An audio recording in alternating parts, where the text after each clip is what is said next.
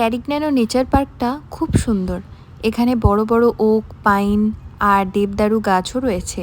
Medicinal প্লান্টসও এখানে প্রচুর রয়েছে, সেগুলো আলাদা দিকে সাজানো আছে।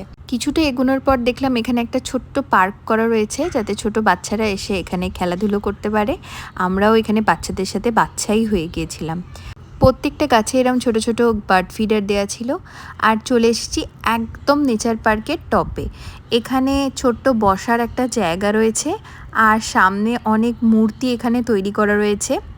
এখান থেকে চারিদিকে শুধু পাহাড় আর পাহাড় দেখা যাচ্ছিল, আর মাঝখানে এইরকম একটা ছোট্ট বৌদ্ধ মূর্তি তৈরি করা রয়েছে। দেখতে গার্ডেনটা সত্যি খুব সুন্দর লাগছিল। যেহেতু ওয়েদারটা খারাপ হচ্ছিল, এই টাইমে একটু একটু বৃষ্টিও পড়তে আরম্ভ করেছিল। আমরা বেশিক্ষণ আর এখানে থাকবো না, তাই এখানে বসে আমরা কিছু ফটোজ তুললাম।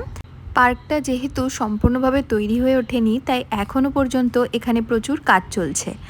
আর আজকে যেহেতু স্নোফলের প্রেডিকশন রয়েছে, তাই ওয়েদার খারাপ হওয়ার সম্ভাবনা অনেক বেশি চান্স রয়েছে। তাই আমরা তাড়াতাড়ি ঘুরলাম জায়গাটা। আর এখানে এই হলুদ রঙের ফুলগুলো দেখে সত্যি মন ভরে গেল। এরপরেও আরও অনেকগুলো জায়গা ঘুরতে যেতে হবে, তাই আমরা আর বেশিক্ষণ ওয়েট করলাম না, বেরিয়ে পড়ছি ক্যারিগন্যানো নেচার পার্ক থেকে।